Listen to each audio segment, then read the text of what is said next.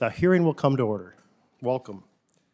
Today's meeting is a hearing of the Subcommittee on Chemical Safety, Waste Management, Environmental Justice, and Regulatory Oversight, and it's intended to enable members to hear and consider testimony from stakeholders in regard to Senate Bill 4244, the Reinstein Ban Asbestos Now Act. I want to welcome the committee members who will hopefully be trickling in, but particularly our witnesses who are here to share their insights, knowledge, and experiences. And I particularly want to recognize and welcome Linda Reinstein, whose husband, Alan Reinstein, the bill is named after. As my colleagues are aware, this is a bill which I have authored with Congresswoman Suzanne Bonamici to amend the Toxic Substances Control Act, or TSCA, to prohibit the manufacture, processing, and importation of asbestos. For generations, we've known the harmful and lethal effects of asbestos and the grave threat it poses to public health, from lung cancer to mesothelioma to ovarian cancer, larynx cancer, and chronic asbestosis. Any expert will convey that there is no level of exposure to asbestos that is safe for the human body. That's why all of the major countries of the developed world, over 60 nations, have acted to protect their citizens by banning the commercial use of asbestos. Here in the United States, however, we have failed to do the same.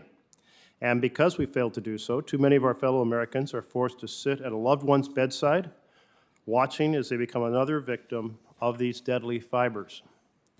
It's estimated that in 2019 alone, over 40,000 Americans were lost due to their exposure to this carcinogen. There are firefighters who have been exposed while trying to save families from burning buildings, construction workers exposed on the job site, ordinary Americans who just happen to be in the wrong place, breathing the wrong air at the wrong time. Make no mistake, this situation is completely preventable. Yet instead of protecting our citizens from this deadly substance here in the United States, we're actually importing more of it. According to the U.S. International Trade Commission, 114 metric tons of raw crystalline asbestos was imported into the United States over the first 3 months of this year. That exceeds the 100 metric ton total that was brought in throughout all 12 months of 2021. That raw asbestos is coming into ports like New Orleans and Houston, where the majority of the population is black or Hispanic and are significant risks of exposure as it moves from port to processing. On top of that, the considerable amount of waste generated from the processing of raw material is either managed on-site at the manufacturing plant or at a disposal facility, which are more often than not found near low-income and minority communities. I believe it's far past time that we follow the lead of the rest of the developed world and protect our citizens from this deadly toxic substance. Right now, the EPA is considering a rule banning the use, manufacture, importation of one type of asbestos fiber here in the United States. This would be the first time since 1989 the federal government has worked to restrict this toxic chemical. But restricting one fiber is not enough. We need to ban all the forms of asbestos. And that is precisely what the Reinstein Ban Asbestos Now Act of 2022 will do. I want to make it clear that I really appreciate that we are having this hearing to expand the conversation among my colleagues who may have insights and ideas that may contribute to the work on this bill as we go forward. Certainly interested in working with everyone who wants to help improve the health of Americans and protect them from this deadly carcinogen. The threat posed by asbestos affects all Americans the same. Doesn't matter what party they belong to, and the solution should likewise protect all Americans. I'm pleased to welcome our four witnesses, but before they're introduced, let me turn to Ranking Member Wicker for his opening remarks. Thank you very much, Chairman Merkley, and I'm glad to be here and welcome the witnesses today. Certainly around the nation and especially in the state of Mississippi, we've been faced with mesothelioma and asbestosis among industrial workers. It is a major problem and a real healthcare concern. I guess the questions today should center around, is the legislation the way to proceed, or should we continue to rely on the scientists at the Environmental Protection Agency and OSHA to have the flexibility to handle asbestos? And with regard to providing safe drinking water, is asbestos harmful to the public when it is used in asbestos diaphragms to produce the chlorine that makes safe drinking water available? So those, I think, are the questions. I think we're all wanting to get to the same place. Asbestos is a mineral fiber that was used for decades. It was discovered that inhaling asbestos can cause negative health effects, including lung disease. And so, as I said, the EPA has taken several actions to limit the material's use and even proposed 2 new asbestos-related regulations just this year. So thank you, Chairman Merkley, for your work on this. I think it's well-intended. We should consider the impact this bill would have on water treatment capacity for Americans. This bill would require chlor-alkali facilities to stop using asbestos within 2 years. Approximately 1/3 of chlor-alkali manufacturing plants in America use chrysotile asbestos to produce chlorine. So the question is that dangerous, or can we separate that out and continue the benefits that we're getting from that? In total, there are 9 domestic chlor-alkali facilities that use asbestos diaphragms to produce chlorine. According to the American Water Works Association, approximately 98% of public drinking water facilities use some form of chlorine-based disinfectant.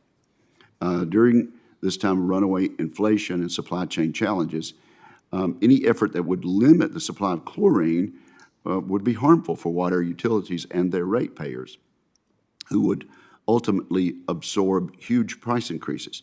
In communities in Mississippi and other states, this would threaten public health and the ability of low-income and disadvantaged communities to continue accessing safe drinking water. We should keep this in mind when considering proposals such as this. Second, we should examine the impacts this legislation would have on chlorine used in other industries. Chlorine is essential for the production of pharmaceuticals, medical devices. It's also a critical component of certain crop protection tools which ensure that we have an abundant food supply here in the United States. Additionally, chlorine is utilized in the production of solar panels, wind turbines, and plastic foam insulation. Although these are just a few uses of chlorine, it's clear that any impacts on chlor-alkali production would be far-reaching, and we need to look into that. It is important to note that the use of asbestos to produce chlorine is heavily regulated by the Occupational Safety and Health Administration. Chlor-alkali facilities that use asbestos are required to have engineering controls in place, and any individuals that come into contact with asbestos must use personal protective equipment and receive appropriate training. Further, OSHA requires companies to monitor the health of their employees who have been exposed to asbestos. With these regulations and standards in place, there have not been any OSHA violations in the chlor-alkali industry since 1972. And then finally, we should keep in mind that EPA already has the authority to regulate the use of asbestos under the Toxic Substances Control Act. In fact, EPA issued a pair of proposed regulations in April that seek to address some of the continued uses of asbestos in the United States. Although I have concerns about EPA's proposed 2-year phase-out, Congress should refrain from adding even more reporting requirements and phase-down schedules that do not consider the adverse effect on American consumers and the agency's ongoing efforts. So these are just some considerations that I think we should keep in mind, Mr. Chairman. Thank you so much. Thank you very much, Senator. And now I'd like to introduce our first witness, Ms. Linda Reinstein. Linda became a public health advocate after her husband Alan was diagnosed with mesothelioma in 2003. She now serves as the president and chief executive officer of the Asbestos Disease Awareness Organization, ADAO. Ms. Reinstein, thank you for joining us today.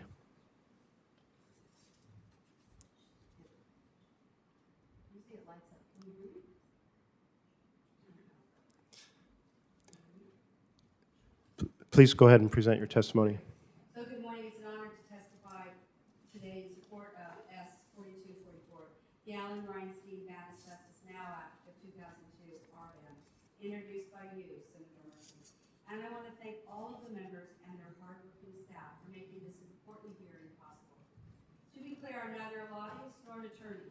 I'm a mesothelioma widow and the co-founder of the Asbestos Disease Awareness Organization, ADAO. We're an independent nonprofit dedicated to preventing asbestos exposure to eliminate all asbestos-caused diseases. Now today I represent not only ADAO, but over 1 million Americans whose voices have been silenced prematurely by asbestos since 1991, when the EPA's asbestos ban was overturned in the courts. With your help, we can take an overdue step forward. Exposure to asbestos, including chrysotile, causes cancer of the lung, larynx, ovaries, mesothelioma, asbestosis, and other fatal diseases. The current RBAN builds on bipartisan legislation, H.R. 1603, which was approved by the House Energy and Commerce Committee by a 47-1 vote in 2019. This bill from 2022 will ban commercial asbestos imports and use, all six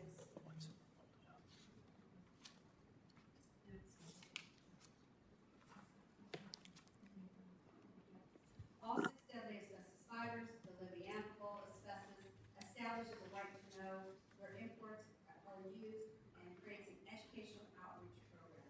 Now, there are 3 irrefutable facts that provide a compelling case for this comprehensive legislation. All forms of asbestos, including chrysotile, are a human carcinogen. There is no safe level of asbestos exposure, and no, there is no control to use. EPA's proposed a risk management rule for asbestos, while a landmark step, it is not a complete asbestos ban, only prohibits chrysotile asbestos, 6 conditions of use.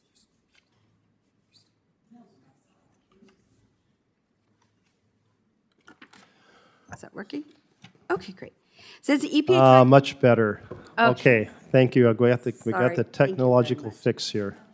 Since the EPA tried to ban asbestos in 1989, we have imported over 400,000 metric tons of raw asbestos. Currently, imports come from Brazil, Russia, and China.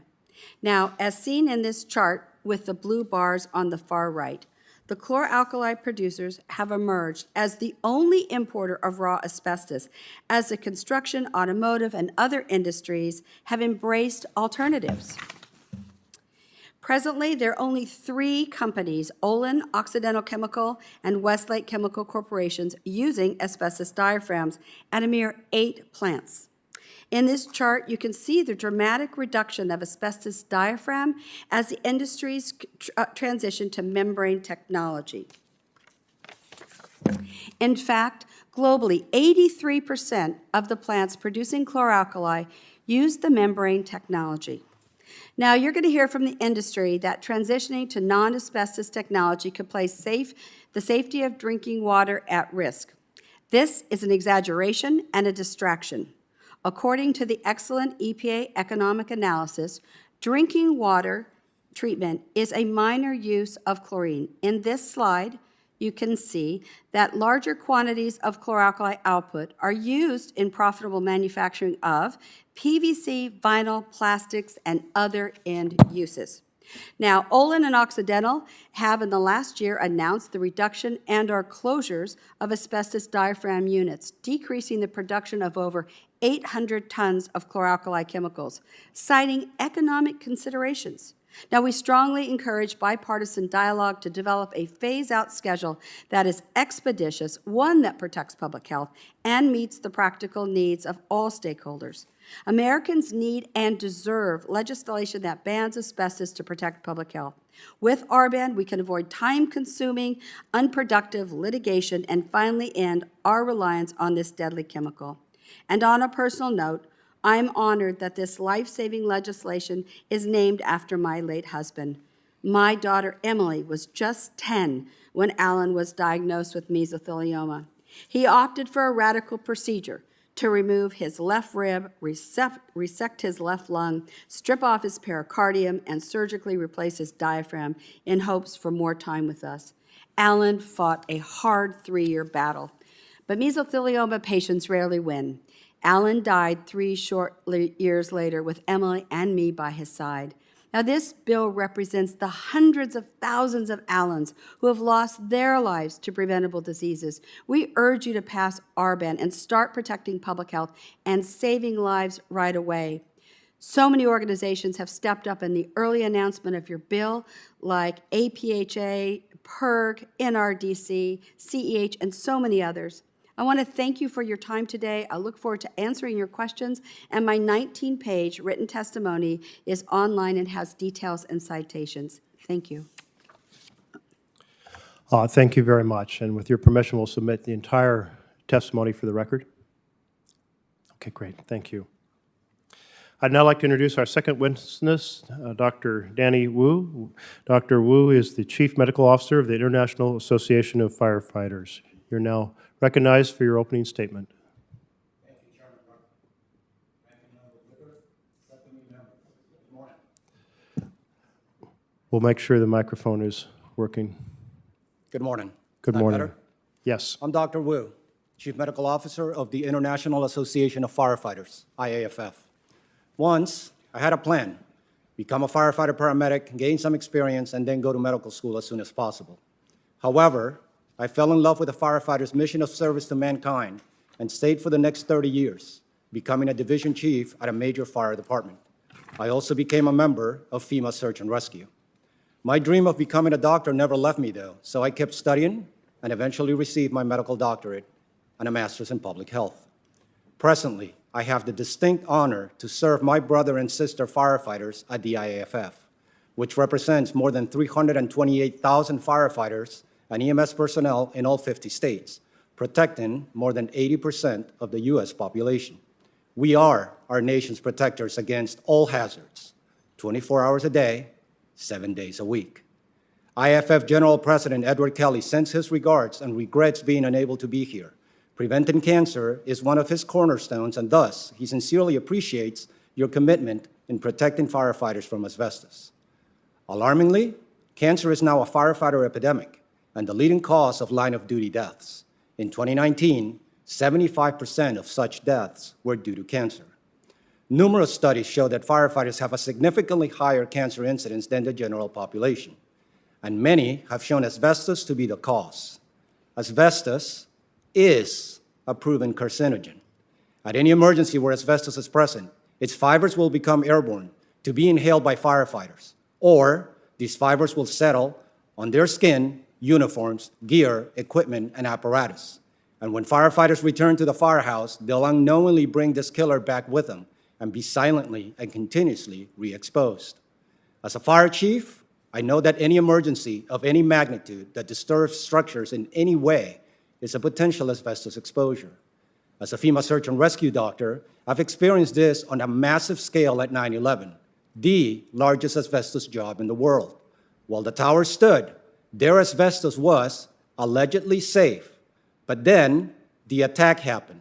And just like that, 100,000 plus rescuers, including me, and over 500,000 New Yorkers, including children, were exposed to hundreds of thousands of tons of pulverized and aerosolized asbestos. Everyone within a 1.5-mile radius was exposed. And because OSHA's safe level of asbestos exposure is 0, every single exposure makes firefighters more likely to develop lethal asbestos-induced disease. Knowing that, it is deeply troubling that asbestos continues to be used in the U.S. Thank you, Chairman Merkley, for supporting the Alan Reinstein Ban Asbestos Now Act, which is rooted on medical evidence that establishes causation between asbestos and cancer. Over 70 nations have banned asbestos. Sadly, the U.S. is not one of them, costing more than 40,000 Americans their lives every year. Passing this act will right that wrong, and that is why the IAFF wholeheartedly supports it.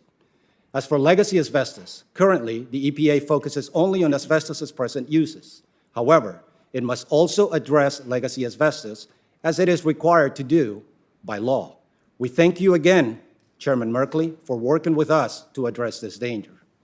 In closing, given what we know today, asbestos is public enemy number 1 and must be banned now.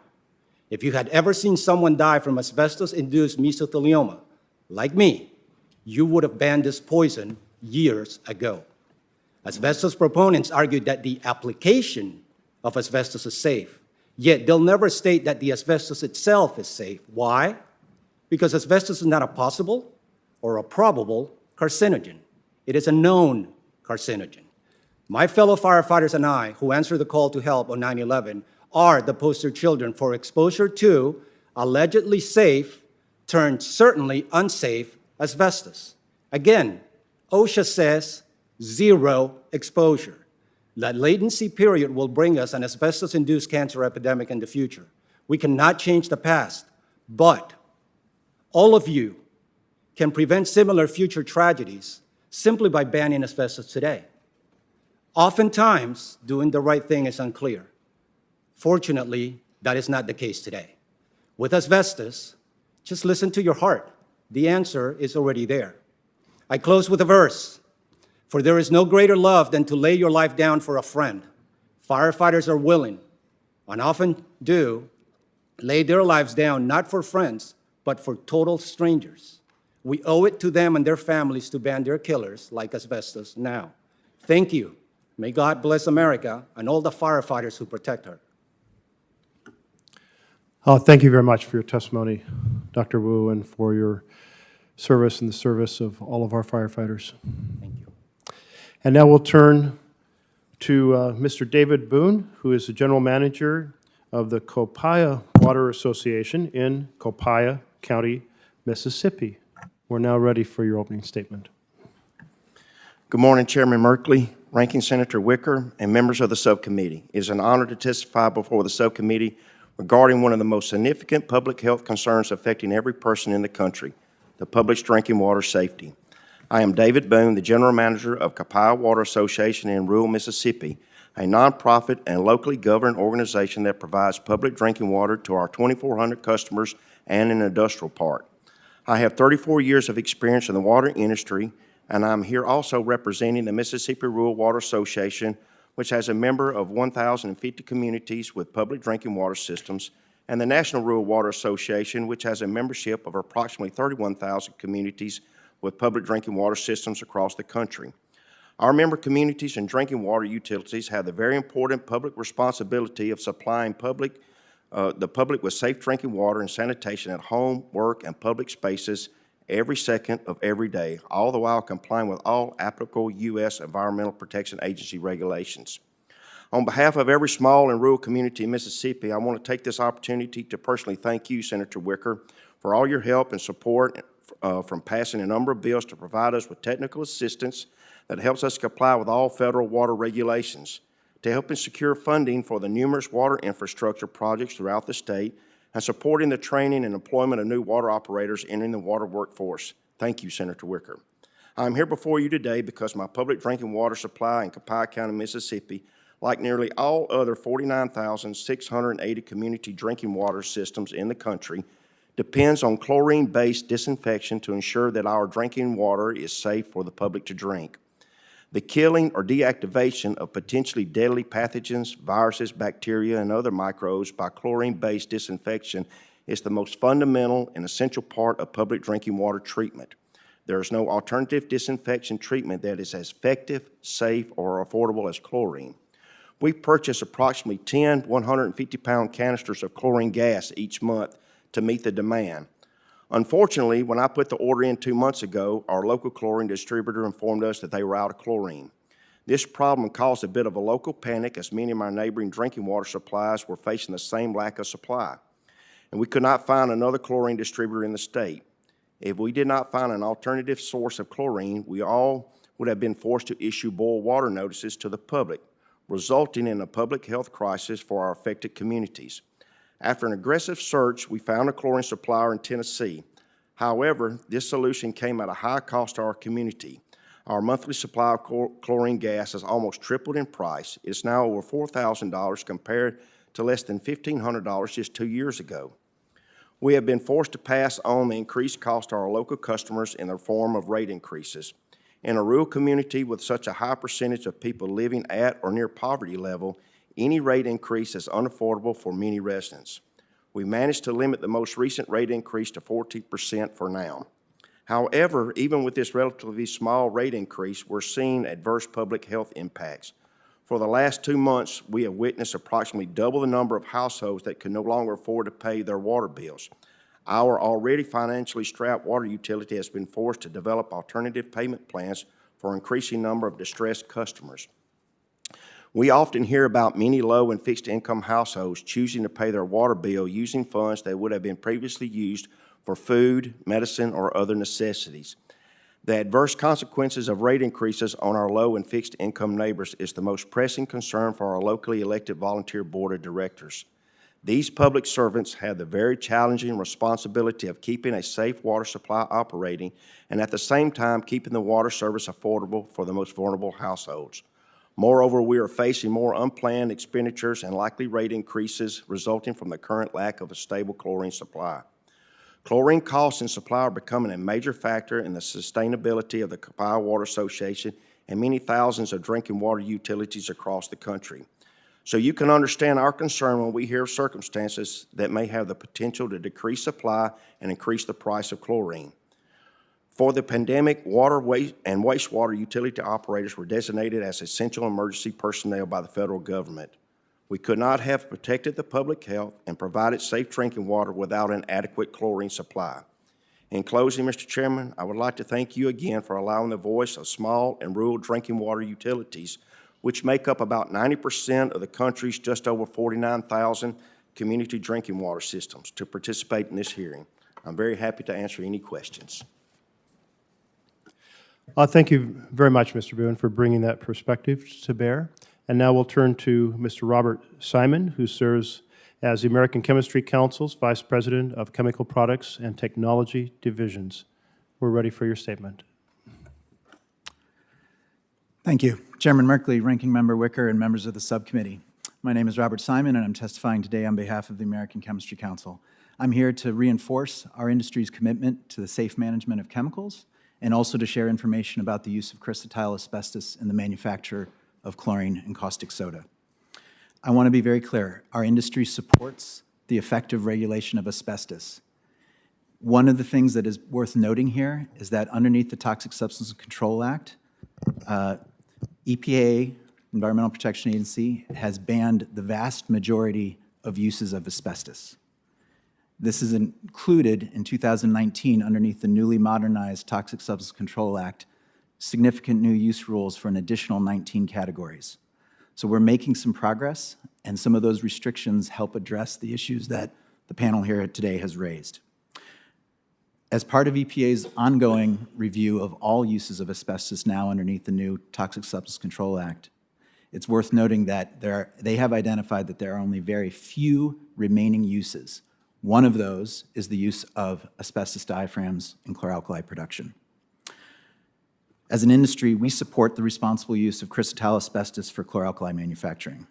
Chlorine and its co-product are produced through a chemical process using salt, electricity, and water. One of the processes used to help safely process these chemicals is asbestos diaphragms. Think of that as a filter that filters out the various molecules as you're processing the chemical. Today, as you've heard, nearly 1/3 of chlor-alkali manufacturing relies on asbestos diaphragm technology. The use of chrysotile asbestos in chlor-alkali manufacturing is highly regulated, as you've heard earlier today. It has been safely and narrowly used in this application for decades. Human exposure is prevented by federal standards, including the required use of personal protective equipment, as well as appropriate engineering controls, training, and other regulations. This includes 2 specific regulations by both EPA for emission standards, as well as OSHA for workplace standards. This also includes end-of-life issues, so there are strict regulations for how you dispose of asbestos diaphragms at the end of their life. Finally, the modernized Toxic Substance Control Act is very relevant here. So just several years ago, Congress, in a bipartisan fashion, enacted the new Toxic Substance Control Act. This significantly enhanced the chemical management laws for our system in the U.S. That law is now being implemented. Underneath that new law, EPA is currently evaluating asbestos right now. They have completed a risk evaluation. They have a proposed risk management approach that is out for stakeholder comment and review. So the regulatory process is currently already looking at this issue. I'm just going to close with some of the socioeconomic considerations that we think are important for this legislation and the consideration of any regulation of chlor-alkali manufacturing. Our written testimony provides additional details here, but chlorine and its co-product caustic soda are used for hundreds of critical applications that are essential to modern life. This includes, as you've heard today, the support for clean drinking water, but it's not just that. In addition to not only supplying 98% of public drinking water facilities, chlorine chemistry is essential to the manufacture of 88% of the top-selling pharmaceuticals, both over-the-counter and prescription drugs. It's responsible for over 89% of the top-selling crop protection products that are essential for food production. So it is a critical feedstock chemistry that's used in a lot of important applications, including things that are important for our climate and sustainability objectives. As I noted earlier, and some of you have observed, nearly 1/3 of chlorine manufacture in the U.S. is produced using asbestos diaphragms. And according to the latest market data, U.S. demand for chlorine vastly exceeds the current supply. With that in mind, the timeline that is set out in this legislation of 2 years is completely unworkable. As a result of the proposed legislation, you will have placed 33% of the total U.S. chlor-alkali production at risk, with implications for public health as it relates to drinking water, some of the other applications that I've mentioned, and also increasing prices and supply factors for other parts of the economy. And this is particularly relevant for where we are today. We're all familiar with some of the supply chain and inflation issues, but this was borne out recently with the 2001 hurricane and winter storms that we saw in the Southeast that reduced 15% of chlor-alkali production. And we heard a little bit of that today, where that had a real impact on drinking water communities. So just urge, as we consider this legislation, to factor these things in, as it's an important, critical part of the economy. And I'll just conclude with the fact that we are committed to the safety of our workers. We have a strong track record in this regard, but the U.S. should avoid policies that could adversely impact public health, result in shortages, cost increases, and supply chain disruptions of the many critical products that rely on chlorine and caustic soda. Look forward to answering any questions and appreciate the opportunity to share this information today. Thank you very much, Mr. Simon. And now we'll turn to questions from our senators, and I'll start off. And Mr. Simon, you mentioned the role of EPA in restricting and considering the uses of asbestos. And the EPA acted in 1989 to ban asbestos, and it was thrown out in the courts in 1991. Is it significantly possible, then, that any action the EPA might take now might also be thrown out of the court by the courts in the future? Thank you, Senator. I can't necessarily speak to that. I think the legal proceedings would be what they are. I think what we would say is that underneath the new Toxic Substance Control Act, which was just enacted by Congress several years ago, it has dramatically changed the process. For example, the risk evaluation process is very different than underneath the old TSCA. So I think some of those important changes that have made to the underlying statute would serve us well here, and we support those Okay. I'll just note that the process is new. It's relatively untested. It's has all sorts of new complexities, and I'm sure that just as in the past, folks have challenged the action of the EPA as they do on virtually everything the EPA does. We can see that in the future. So EPA is certainly no significant guarantee of any restriction on asbestos. And Mr. Boone, you mentioned concern about the cost. We've seen over the last 2 decades, and we saw it in the chart that Ms. Reinstein put forward, significant replacement of manufacturing with asbestos to make chlorine with manufacturing not using asbestos.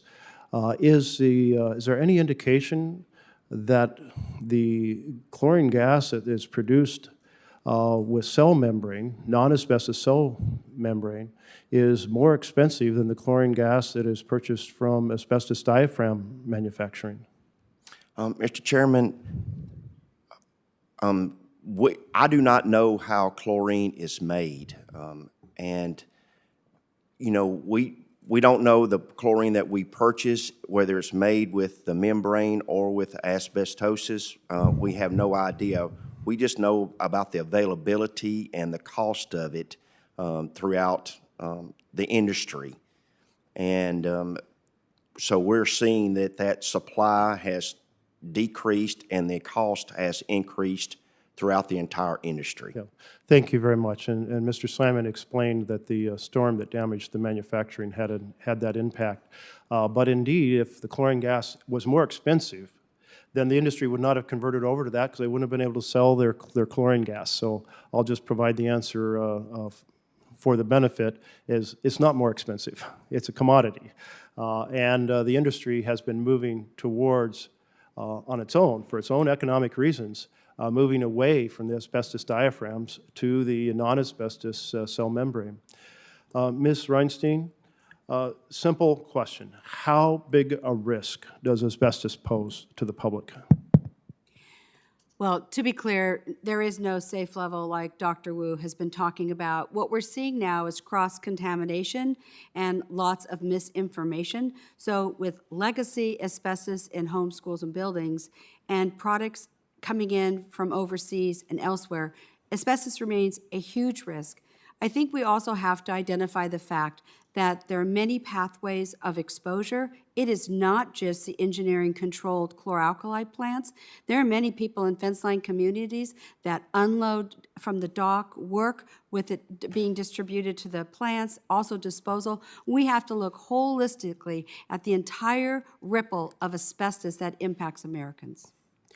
And the way to look at it holistically is to say, let's quit importing it like 60-plus major developed nations have done. Chairman Merkley, that is so true, and that's what the United Nations, ILO, WHO say. The way to eliminate diseases is to stop using asbestos, which is what your bill would do. Okay, thank you. And Ms. Reinstein, as noted, the EPA has proposed a rule under Toxic Substances Control Act, under TSCA, to address the conditions of the use of chrysotile asbestos. And do you believe that TSCA process will produce a comprehensive ban on asbestos? Well, I want to applaud the EPA for all of the hard work, and we fought very hard to get the Lautenberg bill passed about 6 years ago. It is deeply disappointing to know that we're looking at the health risks and management for one fiber, and they've only determined that 6 conditions of use pose a risk. So we should be looking at a ban from the EPA. Instead, we got a Band-Aid. We need all 6 chemicals banned, and know the EPA's hard work will probably sadly be challenged in court. I've attended many different webinars, and I can tell you that the industry is already setting up to sue. It will be highly litigated. The rule will come out probably next year, and then we'll spend 2 to 3 years in court arguing why the EPA's Part 1 is not legal. So a very complicated process, very subject to court challenges. We've been at this since 1989, and the EPA has failed us now for 3+ decades, so no guarantee that it will succeed this time around. Yes, I think that's very true. I also think the EPA gave us a gift Two, the economic analysis is excellent. It discloses exactly who's importing, where the plants are, and about the safer substitutes that exist that are economically viable. But it also talks about a 2-year plan, which is, yes, very robust. But truthfully, I did research this weekend, and Bob and I were working. The industry has been talking about transitioning for almost 50 years, and I have the documents. This is not a new Chlorine Institute problem. This is old, and we need to embrace innovative business technology to truly get to know asbestos. And I know that you have been immersed in this issue for a long time. And I posed a question earlier. As the industry transitioned, did the chlorine gases sold from the new plants that used cell membranes rather than asbestos diaphragms cost more to customers than the old product? I can't really speak to the cost, that's not my area of expertise, but I can tell you that if there was a problem with the asbestos diaphragm plants that they were reducing 800 tons of chlorine on this last year, they wouldn't have done it. So I believe that it's economically viable to, yes, use a membrane technology, and they will be enhancing public health by coming to the stakeholder table to work with you and your colleagues to move this bill forward, come up with a reasonable plan. Okay. Well, I'll just note that as Mr. Simon testified, now 2/3 of the production is done by the new cell membrane, and they sell it because it sells at the same price. It's a commodity. Okay. And Dr. Wu, as a doctor, can you speak to how asbestos damages the human body? Yes, sir. So the fibers will be inhaled, and then they'll travel into the pulmonary system. That's just one of the many ways that the medical evidence suggests asbestos fibers cause disease. In there, they'll hurt the lining of the lungs, the mesothelium, and then through the latency period, which has been recorded to be anywhere from 10 to 50 years, you will develop asbestos-induced mesothelioma, lung cancers, cancers to all other parts of the body, and if not cancers, other diseases. You know, as I started to have folks educate me about this, what I had not realized until I was involved in this bill, and I'll just describe this and see if I have this correct, or you can set it straight for the record, that with asbestos, it's not a chemical interaction like a poison, if you will, but in fact that the fibers are very short, very stiff, very pointy, and they pierce the cell membrane and start doing all sorts of destruction as they move through the body. Is that a fair way for me to describe it? Yes, sir. It is a mechanical insult because of the shape of the fibers that you described. So being microns in size, they travel all the way down into the bottom of all of our organs and lungs, mainly as we speak to here. And then the shape of those fibers, the sharp edges, produce a mechanical insult. And because they're so small, you can breathe a lot of them, especially with repeated exposures. And then you compound the problem because you're having more and more of those fibers travel down into your lungs and continuing to worsen the damage. So in a situation like 9/11, when there was legacy asbestos from the building materials in the air, could firefighters have breathed in hundreds or thousands of fibers kind of in a short period of time? I wouldn't preface it with the word could. We did. So the towers was the largest asbestos job in the world. And Tower 1, the North Tower, was coated with asbestos for the first 40 floors before the builders realized, we know where this is going, let's stop now. So they looked ahead and they said, rather than to deal with a lawsuit of 160 floors, 220 floors, every tower was 110 floors of asbestos, they stopped at 40 floors. They abated it in place. So they deemed it safe because it was abated. But then 9/11 happened. So everything came down, and an estimate of 400,000 tons of asbestos were released, pulverized, aerosolized, only to be breathed by the people that were there. And this damage that you're describing as these short, pointy fibers move through the body, attacking, damaging one cell after another. Are these diseases slow-moving, painful, difficult, horrendous? Yes, sir.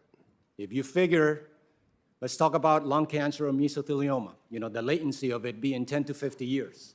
So if I had to put it in layman's terms, imagine somebody starting to choke you and finally kill you after 10 to 50 years of choking you.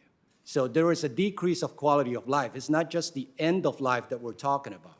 So toward the end of that point, people are having severely diminished quality of life. So basically, you stop living many years before you actually die. So you see people that are walking around with oxygen concentrators. Imagine that and increase it exponentially, because that is the damage that asbestos will cause. Once it starts hurting the lungs can no longer expand, there can no longer be the appropriate gas exchange, and then that is the choking that I'm talking about. Thank you. We're now joined by Senator Carper. Thank you, Mr. Chairman. Welcome. We have a lot of hearings going on today. I'm sorry that we're in and out. Thank you for holding this important hearing and for your passion and commitment on this issue. I want to thank each of our witnesses for not just for being here with us, but also to take the time to discuss these issues and maybe better inform us as we go about our day jobs. I'd like to ask a little bit about the health effects of asbestos exposure.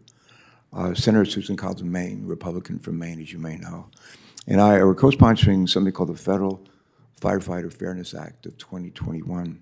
There were a lot of caucuses, as you may know, in the House and the Senate, as the chairman knows. A lot of caucuses, they deal with all kinds of issues. It may be defense issues, it may be agriculture issues, it may be environmental issues. We have one of the largest caucuses is the Congressional Fire Services Caucus. The great majority of House and Senate, there's Democrats and Republicans, are members of that caucus, and Susan Collins and I, Senator Collins and I, are the co-chairs of that caucus. We also are the co-sponsors of the Federal Firefighter Fairness Act of 2021, which would create a presumption that a disability or death of a federal firefighter caused by certain diseases is the result of the performance of their duties. I'll say that again. Co-sponsoring legislation, Federal Firefighter Fairness Act of 2021, which would create a presumption that a disability or death of a federal firefighter caused by certain diseases is the result of the performance of their duties. Among firefighters, duties that involve increased risk of exposure to asbestos, which pose health risks, are well documented. I have a question. This is, I think, the question I would ask initially, Dr. Wu. Do you pronounce your last name Wu? Yes, sir. Dr. Wu. Would EPA's proposed Part 1 asbestos rule address health risks to firefighters? I'll say that again. Would EPA's proposed Part 1 asbestos rule address health risks to firefighters? If not, what more needs to be done to address asbestos risks to our federal firefighters? Thank you, Senator Carper. First of all, let me start by thanking you and Senator Collins for championing and supporting the Federal Firefighters Support Act.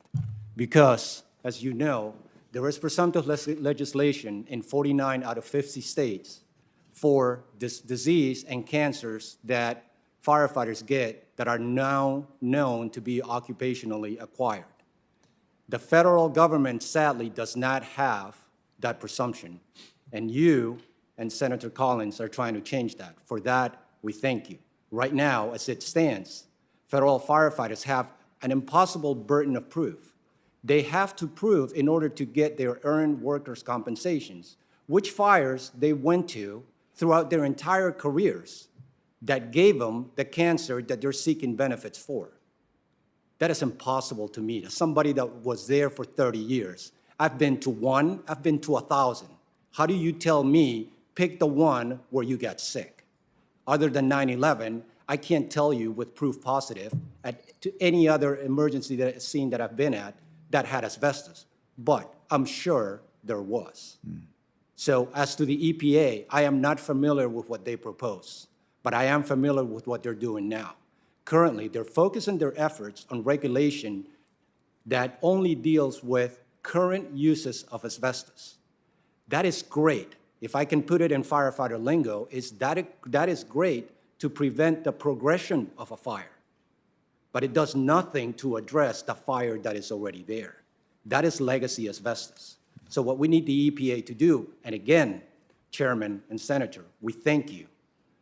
We need them to address legacy uses of asbestos. And if you look at their charge, they're required to do that by law.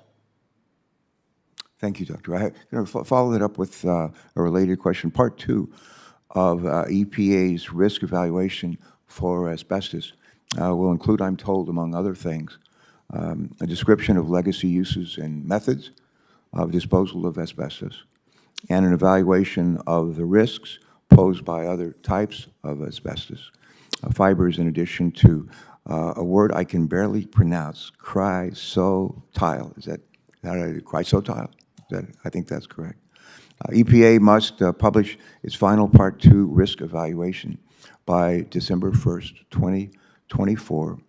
And so it will be another, I think, 2.5 years, another 2.5 years until we have this risk evaluation completed. And then EPA must act according to the results of that evaluation. My question is, Doctor, again, do you pronounce your name Wu? Yes, sir. Wu. Wu. Okay, like W-O-O. Yep. Yes, we have a Bonnie Wu on my staff in Delaware, and you know how she pronounces her name? Wu. Yes, sir. But she spells it differently. All right. All right, Dr. Wu, how will this timeline impact public health and the health of our firefighters and other emergency responders who will continue to be exposed to these other asbestos fibers in the intervening years? So how would it affect firefighters? We would continue to be exposed to a proven, known carcinogen that is proven to kill. How would it affect the rest of Americans? At a rate of 40,000 American lives lost per year, in 2.5 years, for them to get the results of their report, we will have buried 100,000 Americans. So anything short of banning it is a Band-Aid. We need to ban it because medical evidence has already proven that asbestos is deadly. There is other ways to accomplish the things that the industry needs to accomplish. This is America. We've done it throughout our history. We're great innovators. Why continue to use something that kills fellow Americans when we can just put our heads together and come up with something that still accomplishes their needs and still provides for all Americans, and yet saves 40,000 American lives every year and countless of firefighters that suffer many years before going into their deaths? All right, thank you, sir. Mr. Chairman, if I could, Mr. Chairman, if I could I ask one more question? Absolutely. Thank you. We have plenty of time for as many questions as you'd like. Oh, that's great. And then we'll break for lunch, is that right? Okay. Linda Reinstein, right? I try to get people's names right. First, my staff told me that you were going to be here. I thought they said Linda Ronstadt, who I met when she was 20 years old, fronting a group called the Stone Ponies with a big hit record called You and I Travel to the Beat of a Different Drum. And I would later meet her 30 years later at the Grand Opera House in Wilmington, Delaware. She had no recollection of meeting me when I was like 21 years old. So, but I will call you by your correct name, and Linda Reinstein, right? Reinstein. Reinstein. Thank you. I'm glad I asked. My question, Linda, would be, EPA appears at long last to have initiated a robust and comprehensive two-part strategy to define and address the public health risks associated with several forms of asbestosis, with several forms of asbestos. My question, Ms. Reinstein, could you help us understand why it's still important to legislate a ban on the manufacture, import, and use of asbestos in this country? I'm happy to answer your question, Chairman Carper. So first, the American people cannot do product testing to find out if product A is contaminated with asbestos. We need to have a full EPA ban on all 6 fibers to protect public health, and it's fair to consumers. 2, the EPA's 6 conditions of use is just ridiculous. I know they've worked very hard. We put in a lot of comments into the docket, so it's not of their fault, but we've talked about other products that have come in that are contaminated, and we were unable, even their SAC committee, were unable to broaden the scope. I don't fault them. This has been a daunting task, but we need a full evaluation of the risk. And then lastly, this is going to be litigated again. I mean, I'm 66 and a half. I'm not getting younger. And the reality is, if the EPA, when and if they would pass their proposed rule, it's probably another 2 years. Then it will be litigated. I mean, let's look at the calendar here. I'd be over 70 years old. How many more deaths like Dr. Wu will happen? We don't need the imports. And the EPA can't manage asbestos right now in the structures that they're required to investigate. So if we can't manage the risk that is in place, tell me why we're allowing one industry, the chlor-alkali industry, to import hundreds of tons for asbestos diaphragms. It doesn't make good business sense or public health sense when safer substitutes exist.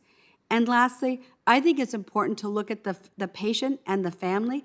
These diseases can cost upwards of $1 million. We call it death by 1,000 cuts. The patient can't breathe, they can no longer work, they feel like they're a burden to their family, they have to go on government assistance many times. And why? These diseases are all preventable. As Dr. Raja Flores says at the Mount Sinai Medical Center, you can do more with your pen than he can do with his scalpel.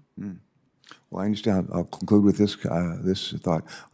Correct me if I'm wrong, Mr. Chairman, but I understand that for you, this issue is not just esoteric. It's not a theoretical issue. For you and for your family, this is deeply personal, and we appreciate your years of commitment and work in this regard. Thank you, and thanks for joining us today. Very nice to meet you. Thank you, Chairman. Thank you all, gentlemen. Thank you very much, Chairman Carper. And I will turn to Senator Markey. Yeah, thank you so much, Mr. Chairman.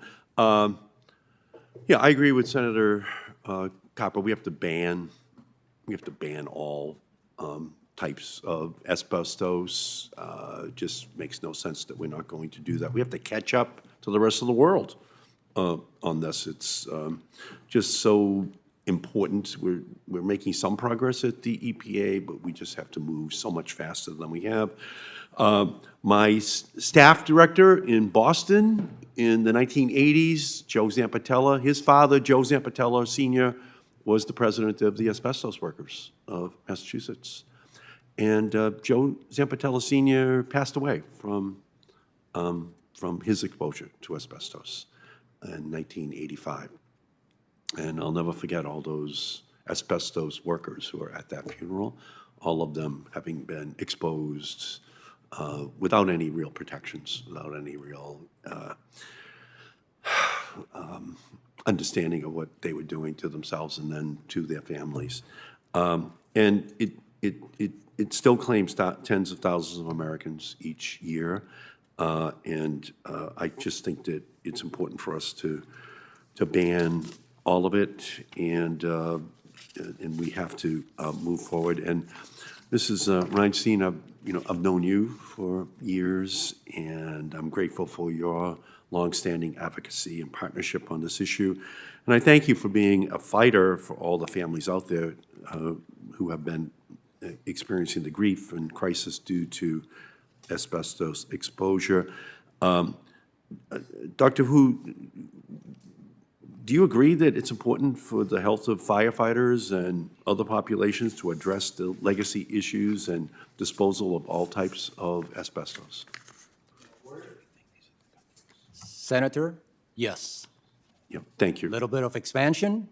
It is asbestos. It is a killer. It is already here. So again, if you have a fire and you're able to prevent its farther spread, that is great. We expose the forward progression. But now we got to go back and address what's already there. So after we stop the forward progression, stopping it would be the next step to take. And I want to focus on the chlor-alkali industry. You mentioned it, Mrs. Reinstein, the sole importer of raw asbestos into the United States. This industry is advocating for the continued use of asbestos in order to make chlorine and other chemicals. But we don't need asbestos to make chlorine. Most companies and most of the world has moved on to non-asbestos technologies and instead found a way to be innovative and produce chlorine without asbestos.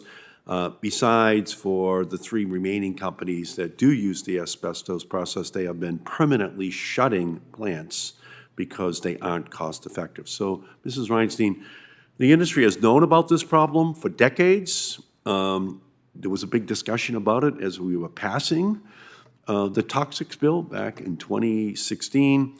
Some companies have transitioned to safer technologies. Other countries have moved on without economic harm. So what possible justification is there for continuing to use these asbestos-based techniques? So that is the million-dollar question. To us, it makes no sense. I believe that what they are attempting to do is just delay the inevitable.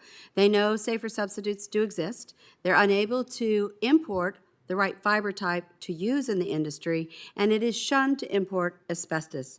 I think it's important to also look, what is the business climate like look for the chlor-alkali industry? The research that we did this weekend determined that about 800 tons of chlor-alkali was reduced or ended because of economic reasons from Olin and Oxy. So they understand the handwritings on the wall. The real question is, how much asbestos have they stockpiled? How long will it take them to go through with it? And what do they really need to transition? Because I think with the leadership of Chairman Merkley and yourself and the other members of this committee, we could have a roundtable discussion and speak robustly. You know, in Chelsea, Massachusetts, there was a dump outside in the public area from legacy asbestos. If we can't manage the risk of what's in legacy, why are we still allowing imports? Yeah, and that was just last month Yes. that a pile of asbestos-contaminated concrete was dumped along the road in Chelsea, Massachusetts, about 2 miles from my house. And that asbestos can easily enter the air and travel into those homes over such short distances. And it enters our lives through more direct means too, including through commercial uses and building materials. It's all still out there. So, Mrs. Reinstein, the chemical industry sometimes points to PFAS as a reason not to transition away from asbestos technologies, since the alternative technologies, which account for more than 80% of chlorine production worldwide, can include PFAS compounds. But isn't that a false narrative, since the asbestos methods use PFAS compounds themselves? So that's a very good question. So there are 2 points to that. One, about 75% of the existing chlor-alkali plants do use membrane technology, which means there would be an element of PFAS. We know there's about 9,000 polymers, and the EPA has already come out with a statement saying that the transition from asbestos to membrane technology is the recommended thing to do, and they actually have, in their economic analysis, described that it will be safer to transition from asbestos to membrane technology. So I'm sorry to say that's just another smoke screen that's being used. It's not actual. If they're really concerned and they talk about PFAS, then they need to look at the other 75% of their plants. No, thank you. And may I continue? Okay, I'll just finish up then. Okay, Thank you could finish up. By Thank you. pointing PFAS fingers at other industries while using PFAS themselves, these asbestos-addicted corporations are throwing stones in a glass house, and in the meantime, more innocent bystanders are getting hurt or killed by this toxic product. And as you know, because of you, Senator Boxer and I put a hold on that bill back in 2015 and 2016 to get the strongest possible asbestos protections we could at that time. But there's still more work to be done, and I thank you, Senator Merkley, for your leadership so that we finish the job. Thank you. Thank you very much, Senator Markey, and now we'll turn to Senator Wicker. Thank you, Mr. Chairman. I appreciate it. Let me direct my first question to Mr. Boone. Thank you for being here, and also thank you for what you do for the Kapow Water Association, and just so members will know, citizens in small and rural communities up and down the state of Mississippi and across from the Alabama line to Louisiana and Arkansas get their water in large portion from community water associations. So, Mr. Boone, you are representative of so many people. What would this legislation do to your ability to have chlorine to purify the water, and what would it do to the rates that your members would pay? Senator Wicker, Mr. Simmons has already pointed out that the demand for chlorine outseeds the supply. Any legislation that would hurt that would be detrimental to the safety of the citizens of those consumers on water associations.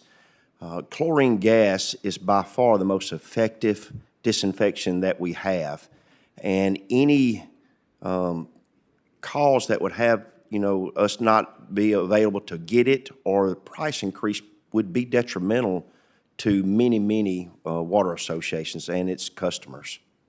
Is there an easy source to switch to? Should you just switch to something else? No, sir. There are other ways of disinfecting water, but again, those are very cost prohibitive and nowhere near as effective as gas chlorine. We have what's called a residual that carries throughout the entire system. Chlorine gas is by far the most effective to carry that residual to do its job to disinfect the water through many miles of pipe, through tanks, all the way to the end of the system to ensure that our customers are receiving safe and clean water. So you wouldn't you wouldn't provide water that didn't have that necessary tiny bit of chlorine? No, sir. Do you have any information whatever that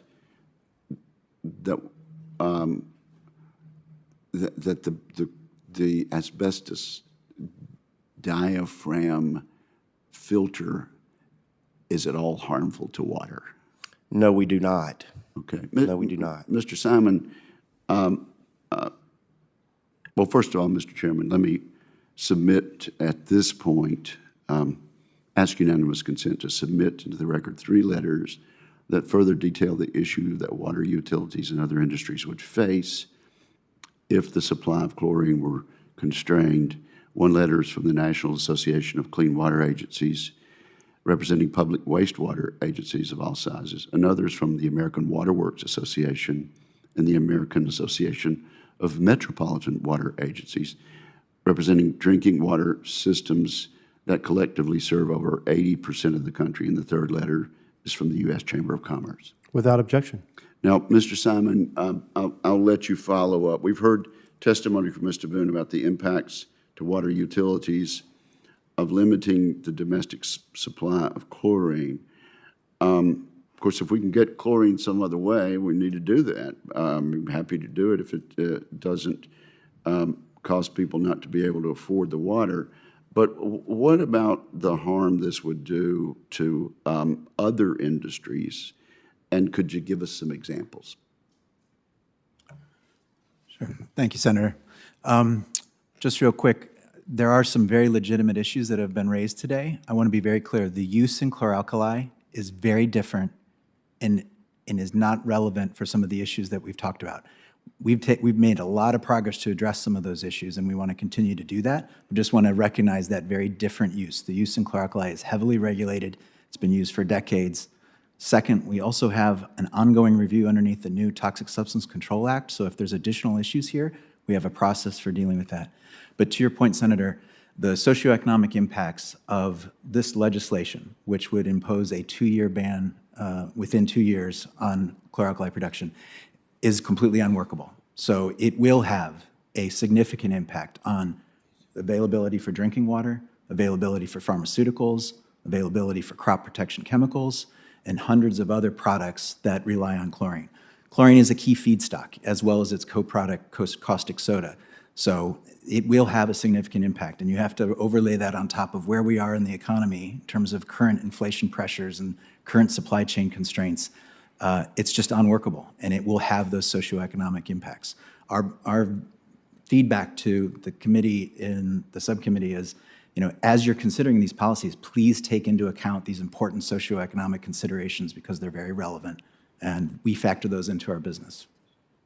And so there's, if I might, Mr. Chairman, there's no evidence that anyone has ever been harmed by drinking this water that used an asbestos diaphragm in the process back up the line.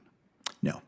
And just to be clear, so the crucial asbestos used in chlor-alkali manufactured is used in a closed-loop process within our facilities. It does not leave that. It does not enter. So, no. Okay. Thank you, Mr. Chairman. Thank you very much. And if we turn to Europe and its production, and Mr. Simon, since you're the expert on chemicals here, how much of the European production is produced with asbestos diaphragms? Thank you, Senator. As you've heard today, there is transition underway in the marketplace. I've worked with some of you over the years. We transitioned from mercury cell technology not too long ago, and we had worked with Congress to advance that. So there are alternatives, as you've heard. As I would just reiterate our point that as you're making these transitions, it's important to consider these socioeconomic considerations, including the determination that this can be used safely. But to your point, both the EU and to Canada have issued phase-outs for the use of asbestos diaphragm technologies. What I'd like to emphasize, though, in the case of Europe, it was 25 years, and that was for essentially a very limited amount of the production.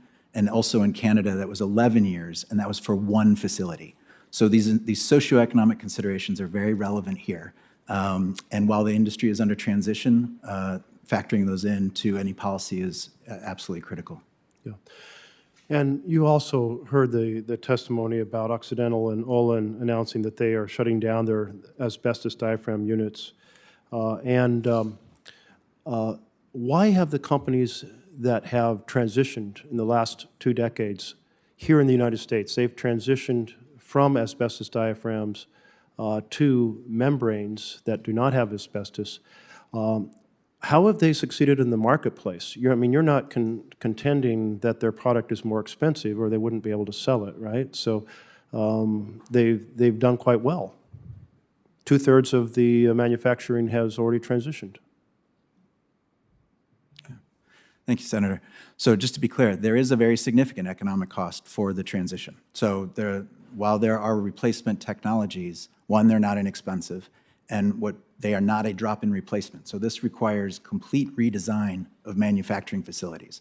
So there are millions of dollars of cost to making that transition, and that's partly why our industry has, as companies make individual decisions regarding the technologies they use, they factor in those business conditions, they factor in those socioeconomic considerations, and you've seen this phased approach as they evaluate this. Yeah. But those companies that transitioned, did they go out of business because of these higher costs you're referring to?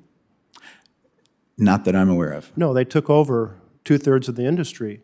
And so my point is that we know that we have a commodity in this marketplace that is produced at a market price effectively, and that the industry has chosen for economic reasons, because they're not required to do so by law, to transition, and that 2/3 of the industry has already transitioned, and we're talking about this final third. So I just wanted to make that piece of the puzzle clear. Ms. Reinstein, you've heard the concerns about the speed of transition for the remaining 1/3 of the industry. And in this bill, we have the same 2 years that EPA has. Is that timeline something we should wrestle with any flexibility on? Well, there are 2 points, and I thank you for asking the question, Chairman Merkley. So one is there's only 8 plants left that use asbestos diaphragm, only 8 out of 42. So we're on the downhill slide of that. As far as time, we know that from the EPA economic analysis, EPA actually has noted that there could be a cost savings if the industry does transition because it'll be more efficient using membrane technology. I'm very concerned when we talk about the socioeconomic impact on other fence line communities. I want to be clear. These tons of asbestos coming into different cities like New Orleans, Houston, elsewhere, these communities are dangerously impacted by raw asbestos. And it doesn't have, and it can be different. And I'm hopeful that with this conversation today, that we can look at all communities and come to the table for a transition period that works for everyone. I think that you've opened up the discussion, Senator, and it's time that the 8 plants end the imports and use. Thank you very much. I appreciate that. And I think it's become quite clear that the U.S. industry has been transitioning and economically successful. You pointed out that actually EPA analysis shows that there are cost savings to the transition, which explains why companies, not required to do so, switched technologies already. So if there's cost savings, and the companies that have transitioned have demonstrated that path. They did not go out of business. They did not have to sell their product at a higher market price, which would have put them out of business. Then why are we continuing to import huge amounts of asbestos with all the problems that we know that are associated with it? And the answer is because this Congress has failed to act, and because when the EPA acted, they were struck down by the courts and may well be struck down again. So I conclude with the notion that it is way past time that America join the other developed nations and end the importation and use of asbestos in manufactured products. And I hope the entire committee will take to heart all the testimony that they have heard today. And I do thank our witnesses for bringing your information forward. I ask unanimous consent from the members for the record to include materials that are being submitted for relevant to today's hearing. Hearing no objection, so ordered. And senators will be allowed to submit questions for the record through the close of business on June 23rd, 2022, with responses returned from witnesses. We would ask for your cooperation in this to the committee by July 7th, 2022. And with that, the hearing is adjourned.